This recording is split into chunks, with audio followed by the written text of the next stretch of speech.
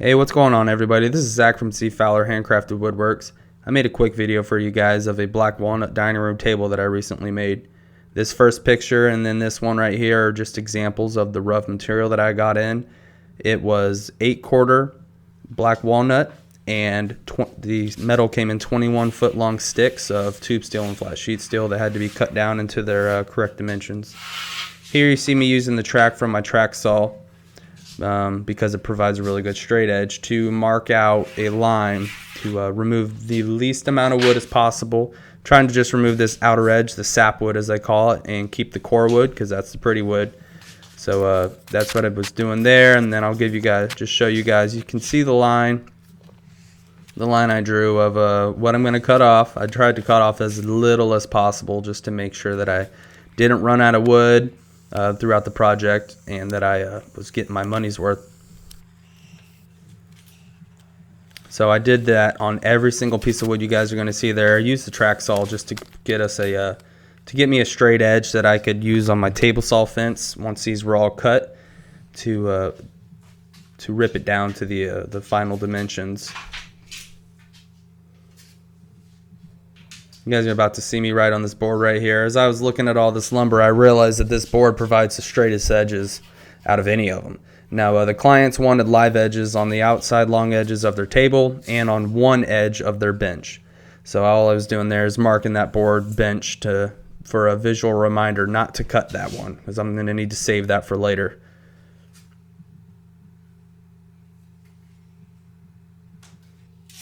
And once you get that fence perfectly lined up, I start cutting. With these being 2-inch thick boards, this saw is capable of cutting that deep. However, I did it in 3, sometimes 4 passes. 3/4 inch cut first, then I'd up it to 1 1/4 inch or wherever felt nice or necessary in the next one. Now, one really nice thing about these track saws is it gives you the ability to take this rough lumber and get you a nice straight edge, but also, after you see me make these consecutive cuts all on top of each other, you get no blade overlap. You don't get hardly any blade burn as long as you move the saw at a good pace. And it's extremely accurate. You put the edge of that track on your line and it's going to cut dead on. So right here, I'll walk it over real quick, and you can just see that was 3 or 4 passes. I can't recall. There's no blade overlap, no burn, perfectly straight line. So now I'm going to take the track and move it down the piece of wood a little bit and line it up with my pencil mark and the initial cut. You saw me just blowing that off because on the bottom of these tracks there's like a foam padding that allows the track to grip the wood, and if there's dust in the way, sometimes the track can move. I've never had it move, but I do it just in case. The weight of the saw and you pushing down on the saw during your cut keeps it from moving. So now I'm readjusting my depth stop to a 3/4 for my initial cut, and I'm going to run the saw 3 to 4 more times on this and get this outer edge all the way cut off.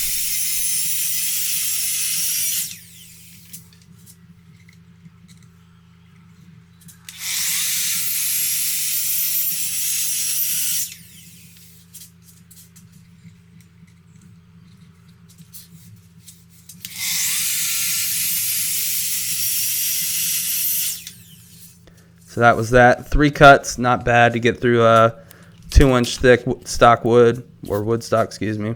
Now I'm just going to show you guys how straight this cut is.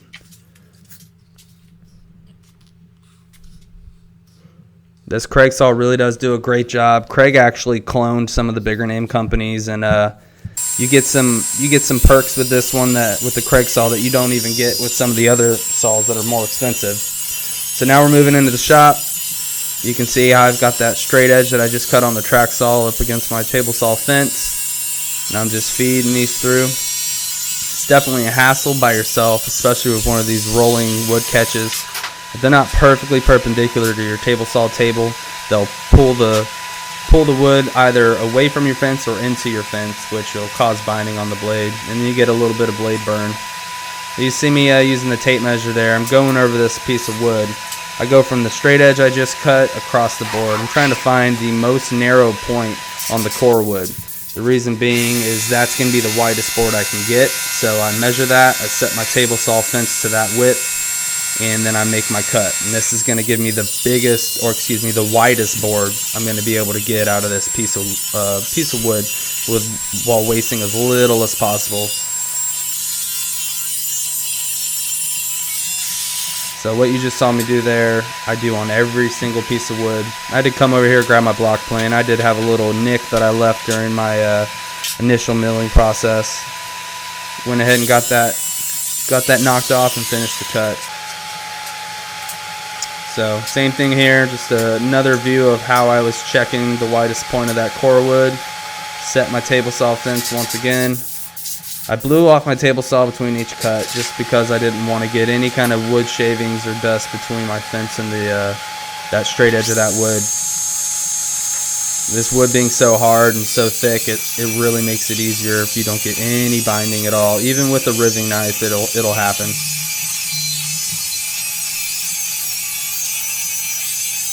So I did that for all the pieces of wood that I had initially milled. And here in a second, you'll see a picture of everything once it was done. So there's all the finished wood. They average from 7 to 9 inches wide a piece. They're all about 8 to 9 feet tall. There's a rough layout of the tabletop.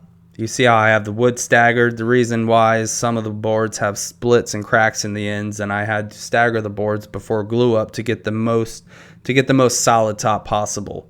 I wanted as few cracks in there just for future expansion and contraction of the wood, just to make sure it doesn't crack. You see the live edges there on the outside edge. There's one on the other side as well. When I did my glue up, this picture shows the live edge being clamped. This is actually the second glue up. I did an initial glue up of just the core wood since it was all straight and square, and I was able to get a lot more pressure on it. So I glued that up with biscuits to help it line, and then I glued the outside edges on. Here's the bench. It's in my miter gauge now. I'm getting ready to cut the ends flush. You can kind of see a line I have marked there. Just a picture of the bench during its glue up. Kind of the same process here. Biscuits and glue. I use Type Bond Type 3 because it will have food and potential water getting spilled on in the future. That was a picture of the table after its initial glue up. Now we're going to move into the legs. Here's this is my ghetto welding table. It's all I had. I just had a Harbor Freight welder. Nothing special. Here's a picture of the legs after the initial welding. They weren't very clean welds, but a little bit of grinding got them looking good. The goal was that these legs look like one fluid piece. If I had to do it again, I would probably look into just ordering some online. I actually think I could probably get them cheaper and for way less work. They all got painted black with a paint and primer mixture. There's kind of a picture of the first time the legs got attached, and then we finally got to see the legs on the table. Now these legs are attached by countersink brass inserts that are threaded, and then machine screws go through the top thin sheet steel plate and bolted into the tabletop. This is pre-finishing. I used Arm-R-Sil satin finish. It protects like polyurethane, but it doesn't give that plasticky look once it's dry. It looks really good, gives a good grain pop. It's wet right there. And you can actually see those brass inserts I was just talking about. That's what those circles are. They're all throughout. And here's the legs attached. You guys can see the machine screws going through that top sheet steel plate like I was talking about.